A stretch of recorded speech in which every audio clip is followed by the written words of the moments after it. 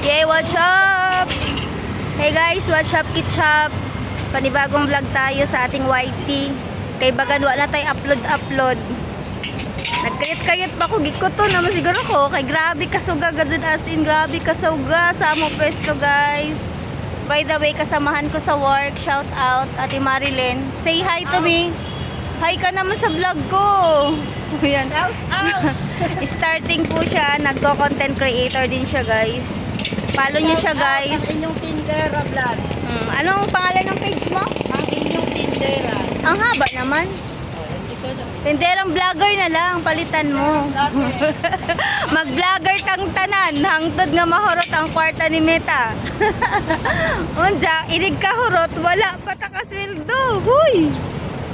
Panoorin niyo naman kami guys para mag-trending kami. Mamaya pala dyan, papalitan si pangalan. Oo, pwede ang haba. Kailangan yung Tinderang vlogger. Oo, kailangan yung mabilis tandaan ng viewers. So for now, wala pa may magsugod for the go. Pero grabe. Wala sa akin yung account na yun. Grabe na naman ahuyas. Ayan. Ito yung nature work namin guys. Posting namin alauna ng hapon. Madaling araw. Alauna ng katanghali ang tapat. That's why mura na mig mga pusit. Nigra na kami. Tapos kuman ay Martes, walay opera. Ayun sa natawag. Walang food bazaar. Dito kasi yung banda yung food bazaar. Pakita ko lang sa inyo. Uy, grabe kapaso. Kana siya guys. Building A ng Alabang Public Market. Ayan, hanggang dulo at pinakadulo is food bazaar. Mao nang grabe kabibo diri sa amo pwesto guys. Starting alauna ng hapon. So karon kay Martis man, wala sila, pahuway sila. Sana all nay pahuway. Sana all mayroong ano bang tawag nun te? Mayroon silang day off. Kami wala sa amo lang day off kay kailangan namin ng maraming kabuhayan showcase. Ayan sobrang init. Turn around tayo dito ra di ay guys ang akong pwesto guys.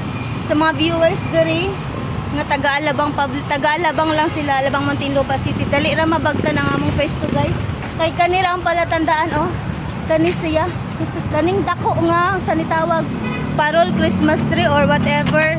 Mara na siya guys. Tapos ang atong building B na naadiha ang mga isda, karni, mga gulay, naadiha siya sa building B. Mga grocery nga mga yan na mga paninda naa siya sa building A. Nakaputang. Mao nang ang mga dili taga-Alabang no na mamalingki diri, maglibog sila. Kay duha man good gibukod man ang kuan, mga basa nga mga paninda gibukod-bukod siya guys. Pero nindot ang among palengke. Very social. Charot. Grabe nakapaso. Wala pa mi magsugod og tinda. Mukha na kaming nilamog na isda. Grabe na huyas. Ayan, sa wala makasabot guys. Naman ko'y nag-request nga mag-vlog ko onya. Magbinisaya daw ko guys. Mo nang nagbinisaya ko karon. For today's vlog, Bisaya version tayo. Kalma kayo mga Tagalog, kayo na mag-adjust.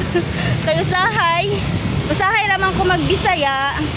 Sige raman kog Tagalog, kay lagi ang atong mga followers daghan may mga Tagalog. Diya kami na mga Bisaya, kanti guman mo Tagalog, kasabot gud mo nga mag-Tagalog, pero ang mga Tagalog gud kay usahay dili sila kasabot sa mga binisaya nga istoryahan. So for now muna pagbigyan niyo ako dahil may nag-message nga na mag-vlog daw ko kanang Bisaya version kay basig